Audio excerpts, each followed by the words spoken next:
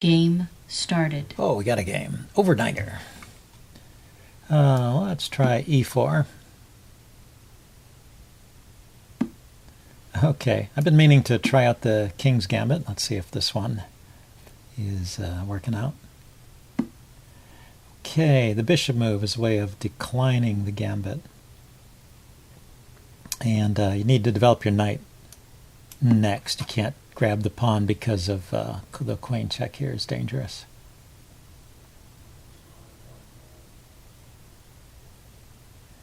And then if he takes the pawn, I can play d4 with a tempo on the bishop and get the pawn back. So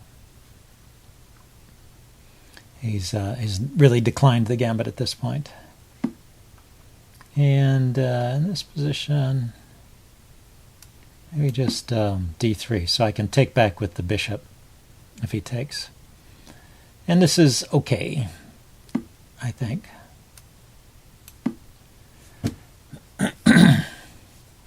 I can still play d4 with a tempo on his bishop at some point, but there's no hurry. I think I'm just going to castle here and get a decent position. So get the bishop out of the way.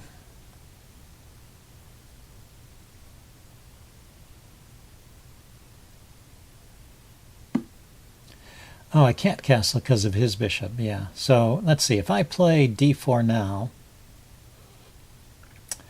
then he could take my knight, I take his bishop, he takes my bishop, I take his bishop. I've lost two pieces and he's lost the bishop, both bishops. I've lost a knight and a bishop. And my pawns are a little weird with this pawn over here. So I don't like that so much.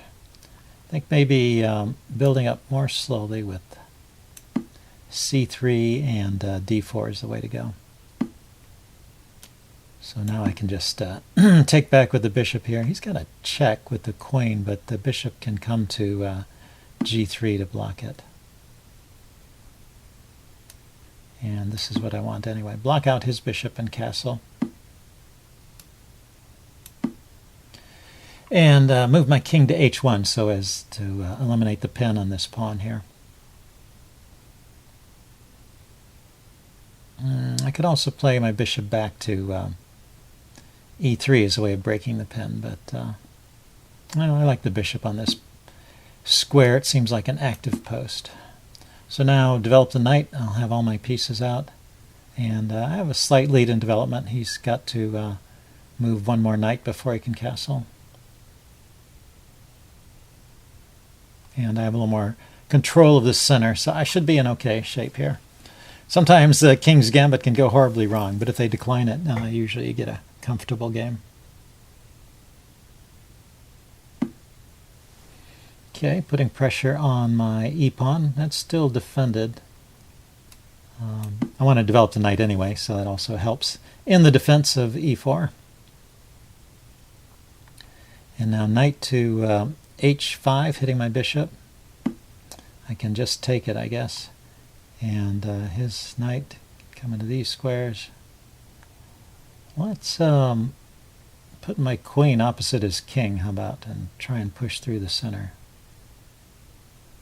His bishop is off sides. This pawn is not...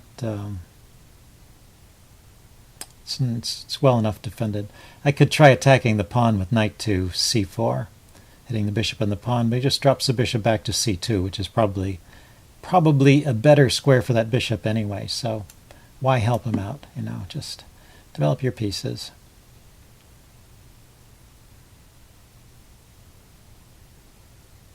Maybe the other rook to, the a rook to e1, and then pawn to e5, and force some exchanges in the center. He will have a weak knight here. He's not castling. Saying if he did castle, his knight on e7 would be somewhat weak. If he doesn't castle, then it's subject to a pin. So e5 now. He can't just push past. He's got to do something because his knight is going to be under. I know, maybe his idea is to play knight to... so I play e5, he plays knight to g4, and trying to open up this file, the famous fishing pole attack. But I don't have to take it. I'll leave the knight there.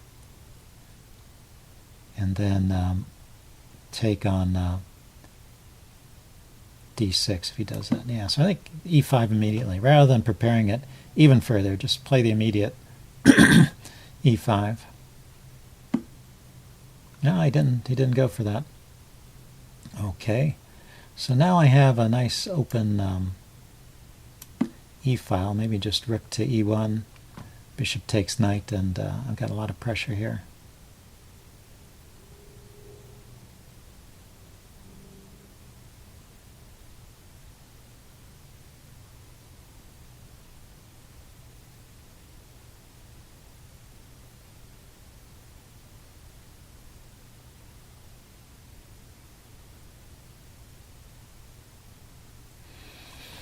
So what's he going to do? It seems a bit odd to castle in this situation after he played the move h4 there. This pawn is hanging. I could just take it, but it opens up the h-file and gives him some play here, which maybe is not so great. This is hanging over here.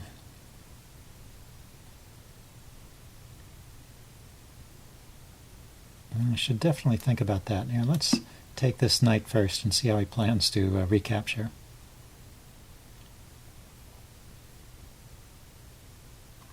If he takes with the knight, then he's got some problems with the attack, a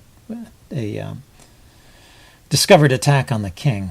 So it takes with the queen or the pawn. So the queen on a light square is not too bad. I could play c4. Could just play rook e1, threatening to take on g7 and then grab the knight. I kind of like that. The queen on this diagonal. He's also looking at my a-pawn, isn't he? Okay, I didn't notice that, but I don't think that's particularly scary. Okay, decided to chase my bishop away. So bishop back to here, I guess. Now I'm threatening queen takes knight checkmate. So he needs to do something about that.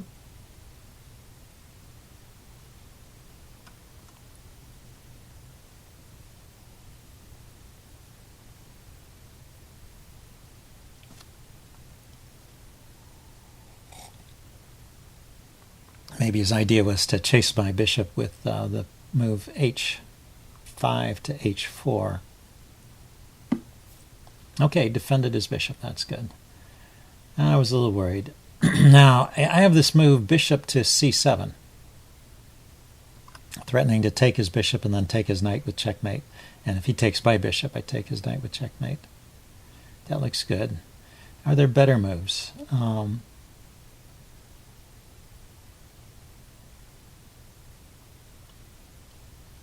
Well, he doesn't have to take.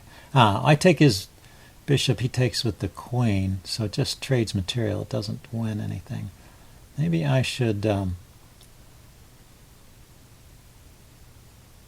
this pawn is not defended. I was going to say maybe I should push on with c4 here, kicking his queen, but on c4 he can take on d4.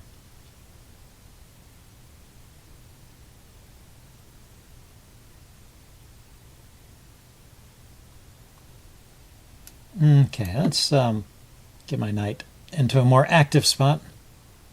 This also protects all these pawns except for the pawn on a2, which he can take at any time.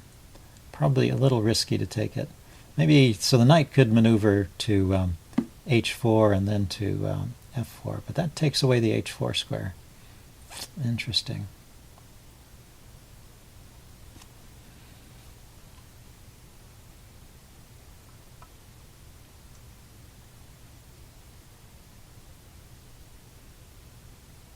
This looks pretty dangerous for black. I'm wondering if I could just sacrifice a piece here on sacrifice a piece on g5, but it doesn't seem to, and I don't see it working actually. So he's got a threat of kicking my knight with this move or kicking my bishop with that move.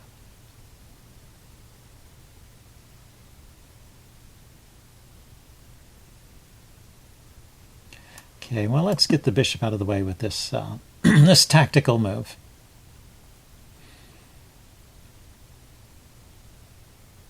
I could have played c4. Yeah, okay, so he came back with the queen. So trade this guy off.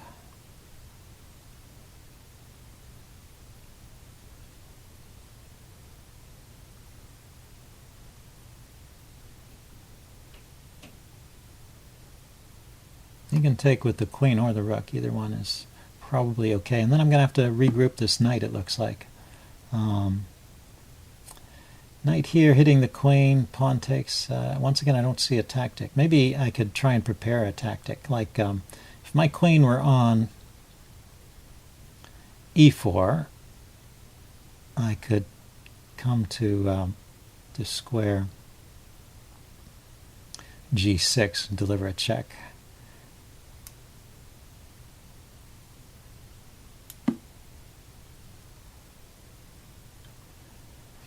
And if he plays f5 here to block my queen, the knight is pinned, but the queen is defending it.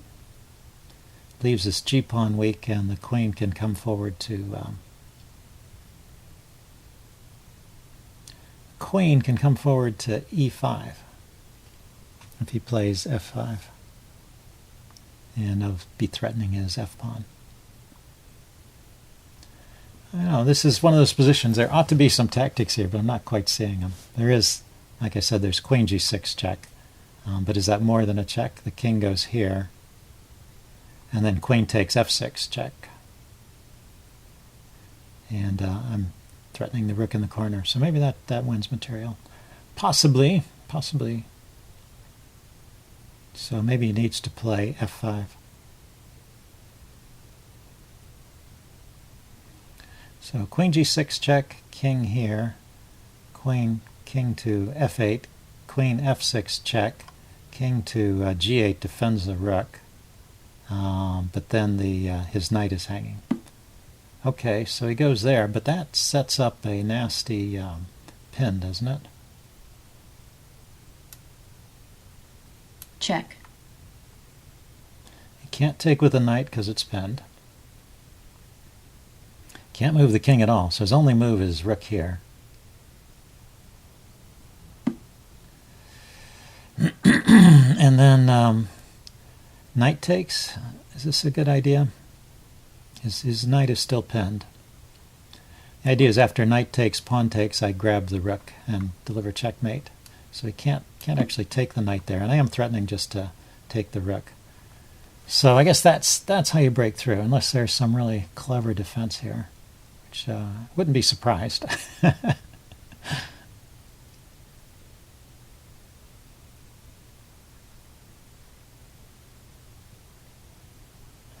A king move to unpin the knight fails to queen takes. Queen takes rook.